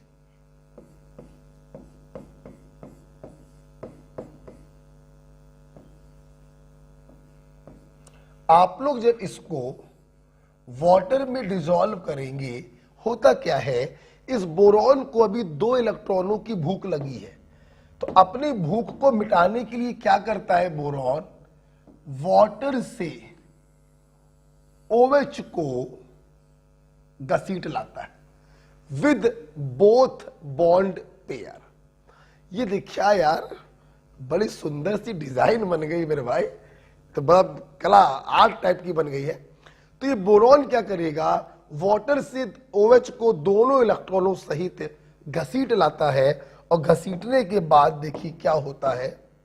देखिए आप इसको ऐसे लिख सकते हैं साल में, देखिए BOH का होल 4-, और ये जो H+ है ये वाटर में फ्री हो गया। तो आप अगर ध्यान से देखें कि 1 मोल बोरिक एसिड से आपको 1 H+ मिल रहा है, दिस इज द रीजन कि इसका वैलेंस फैक्टर होता है 1। इसीलिए बेटा इसका वैलेंस फैक्टर होता है 1। तो ध्यान रखो, क्या बोरिक एसिड ने अपने हाइड्रोजनों को डोनेट किया? नहीं, क्योंकि ये आर्हीनियस एसिड प्रोटोनिक एसिड नहीं होता है, बल्कि इलेक्ट्रॉन डेफिशिएंट होने के कारण ये लुईस एसिड होता है। जब आप इसको पानी में डालते हैं, ये वाटर के OH को दोनों इलेक्ट्रॉनों से घसीट लेता है, अपने इलेक्ट्रॉनों की भरपाई कर लेता है, और ये वाला H पानी में फ्री हो जाता है, इसलिए इसका बैलेंस फैक्टर होता है 1। ओके, आप इसको लिख लीजिए। इलेक्ट्रॉन डेफिशिएंट है ना, 6 इलेक्ट्रॉन।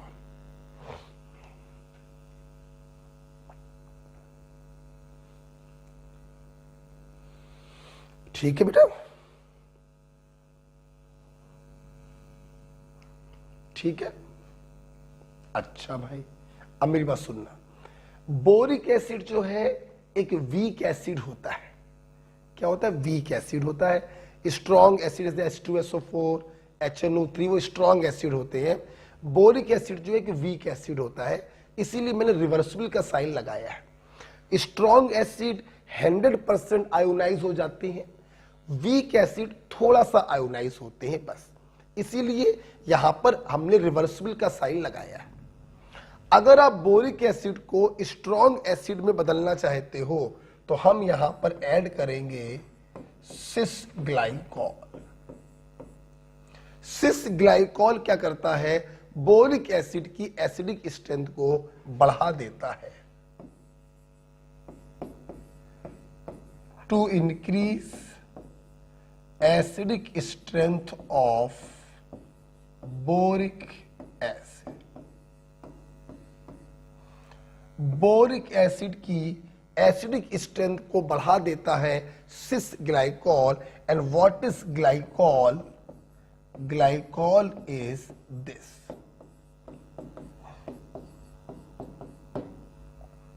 ओके, सिस ग्लाइकॉल ही क्यों इस्तेमाल करते हैं? दोनों OH सेम डायरेक्शन में होने चाहिए, अपोजिट डायरेक्शन में नहीं होने चाहिए। ये बताने का कोई आपके लिए मतलब नहीं है, वरना मैं आपको ये भी बता देता। हेलो, थोड़ा क्लास में थोड़ी देर बात करते हैं, बस थोड़ी देर। ओके बेटा, तो ध्यान से देखेंगे। एक्चुअली क्या होता है बेटा, ये जो सिस ग्लाइकॉल होते हैं, दोनों OH एक ही डायरेक्शन में होने चाहिए, क्योंकि ये इसके साथ रिएक्शन करके चिलेट का फॉर्मेशन करता है और इसको बर्तन से हटाने लगता है, जिसके कारण रिएक्शन जो होती है फॉरवर्ड में शिफ्ट होती चली जाती है और एक समय ऐसा आता है ये पूरा का पूरा आयोनाइज हो जाता है, और पूरा का पूरा आयोनाइज होने का मतलब है ये स्ट्रॉन्ग एसिड में तब्दील हो जाता है। ओके, तो चिलेट का फॉर्मेशन तभी होता है जब ये दोनों OH सेम डायरेक्शन में हो, तो सिस ग्लाइकॉल होगा, ट्रांस ग्लाइकॉल नहीं लेंगे। उम्मीद करते हैं आपका ये पॉइंट भी क्लियर हो गया होगा, राइट। हटा देते हैं इसको। तो आप लोगों ने आज हमसे पढ़ा एसिड का वैलेंस फैक्टर रिप्लेसेबल हाइड्रोजन होता है। अभी तक मैंने रिप्लेसेबल में आपको ये समझाया कि O से लगे जो H होते हैं वही डोनेट हो सकते हैं, वही रिप्लेसेबल होते हैं। बैल बुद्धि में ऐसे समझिए कि जितने हाइड्रोजन दिखाई पड़े वही उसका वैलेंस फैक्टर होगा। 4 लोगों को छोड़ दीजिए, H3PO2, H3PO3, H4P2O5 और H3BO3।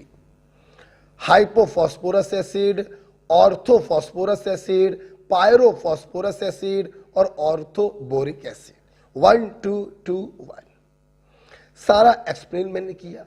Boric acid protonic acid नहीं होता, ये लुईस एसिड होता है। वाटर में डालने पर OH को बॉन्ड पेयर से घसीट लेता है और एक प्रोटॉन डोनेट करता है, इसलिए इसका बैलेंस फैक्टर होता है 1, राइट। आई यहां पर हम लोग एक बात और सीखेंगे। जैसे एक क्वेश्चन दिया, मैंने आपसे बोला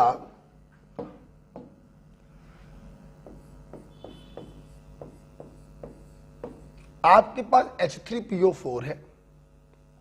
मैंने आपसे कहा बताइए इसका वैलेंस फैक्टर क्या होगा, आपने बोला 3। क्यों बोला 3? मैंने ही पढ़ाया। जितने हाइड्रोजन दिखाई पड़ते हैं हम उन सभी को रिप्लेसेबल मान लेते हैं, उन सभी को वैलेंस फैक्टर में काउंट कर लेते हैं। ठीक, बहुत बढ़िया बहुत बढ़िया। अच्छा भाई अब सुनना, अगर क्वेश्चन आता H3PO4 है, हमने उसकी रिएक्शन NaOH से कराई और प्रोडक्ट बनाया NaH2PO4 प्लस वाट। अब हमने आपसे पूछा इसका वैलेंस फैक्टर बताइए। अब घर की खेती नहीं है कि जो चाहो वो उगाओ, अब घर की खेती नहीं है कि जितने हाइड्रोजन दिखाई पड़ रहे हैं सभी को रिप्लेसेबल मान लो, सभी को वैलेंस फैक्टर में काउंट कर लो। नहीं, जब रिएक्शन आपको दी जाती है तो हम रिएक्शन को देख के ये पता लगाते हैं कि कितने हाइड्रोजन वास्तव में रिप्लेस किए जा रहे हैं। आप देखिए 3 हाइड्रोजन थे, 2 हाइड्रोजन अभी भी हैं, तो रिप्लेस कितने हुए? 1। तो अब वैलेंस फैक्टर होगा 1। अगर ये रिएक्शन ना लिखी होती तो हम बोल देते इसका वैलेंस फैक्टर 3, हम सबको रिप्लेसेबल मान लेते। लेकिन जब रिएक्शन दी जाती है तो घर की खेती नहीं होती है, जितने वास्तव में रिप्लेस हो रहे हैं उन्हीं को काउंट करेंगे। 3 थे, 2 अभी भी हैं, रिप्लेस हुआ 1, वैलेंस फैक्टर 1। ओके,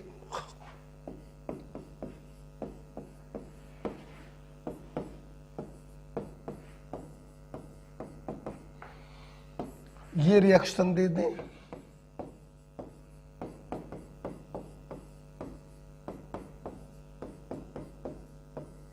आप उम्मीद करते हैं आप समझ गए होंगे। अब वैलेंस फैक्टर कितना होगा? 3 थे, 2, 1 बचा, रिप्लेस कितने हुए? 2, वैलेंस फैक्टर 2। 3 थे, 1 अभी भी है, रिप्लेस कितने हुए? 2, वैलेंस फैक्टर 2।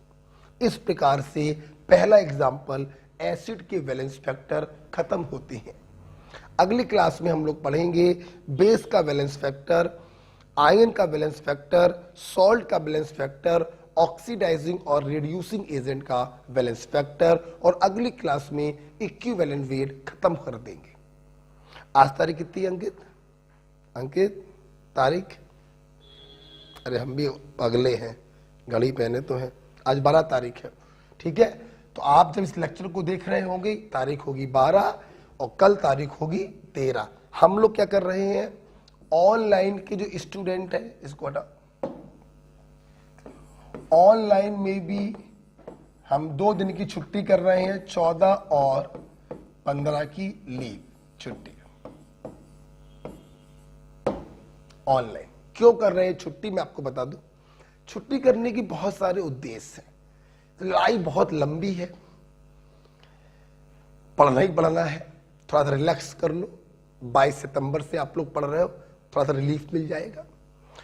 त्योहार बड़ा है, इसलिए भी छुट्टी जरूरी है। और मेरी बात सुन लो, छुट्टी करने का सबसे बड़ा उद्देश्य क्या है कि जैसे जो बच्चे नए ज्वाइन कर रहे हैं, वो बच्चे अपने मोल कॉन्सेप्ट को खत्म कर सके। किसको खत्म कर सके, मोल कॉन्सेप्ट। जो बच्चे पुराने हैं उनको हम रिलीफ दे रहे हैं। 14-15 तारीख को कोई हम एसडब्ल्यू नहीं देंगे। हाँ, वॉल्यूमेट्रिक आज तारीख कितनी है, 12, कल तारीख कितनी होगी, 13। तो इन 2 दिनों में, आज ये तो हो गया, कल आपका इक्विवेलेंट पीरियड खत्म हो जाएगा। हाँ, तो जो पुराने बच्चे हैं उनको बहुत ज्यादा हम काम देंगे, तो थोड़ा बहुत एसडब्ल्यू देंगे, बस थोड़ा, ठीक है। लेकिन जो नए बच्चे हैं उनको इस एसडब्ल्यू के साथ साथ एक बहुत बड़ा काम करना है, मोल कॉन्सेप्ट को खत्म करना है ना। इसलिए 2 दिन की छुट्टी हम आपको देंगे। अच्छा, आज का एसडब्ल्यू आपको तैयार हो गया। आज मैंने आपको एसडब्ल्यू क्या दिया था, स्टीरियो आइसोमेरिज्म के आपको क्वेश्चन लगाने हैं, आधे क्वेश्चन लगाने हैं।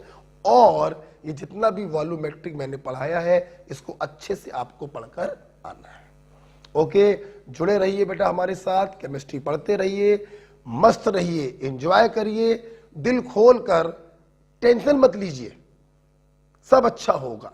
अच्छे दिमाग से पढ़ाई करिए और ध्यान रखिएगा बेटा, मैं हमेशा कहता हूं, हमारे सब्जेक्ट कितने हैं, 3 नहीं, हमारे सब्जेक्ट है 4, फिजिक्स, केमिस्ट्री, बायो, और चौथा सब्जेक्ट है हेल्थ। स्वस्थ शरीर में ही स्वस्थ दिमाग निवास करता है, और दिमाग जब स्वस्थ होगा तभी पढ़ाई अच्छी होगी। इसलिए मस्त रहना है, अच्छा खाइए, मस्त रहिए, शरीर को स्वस्थ रखिए और पढ़ाई करते रहिए। ओके ओके भाई, थैंक यू।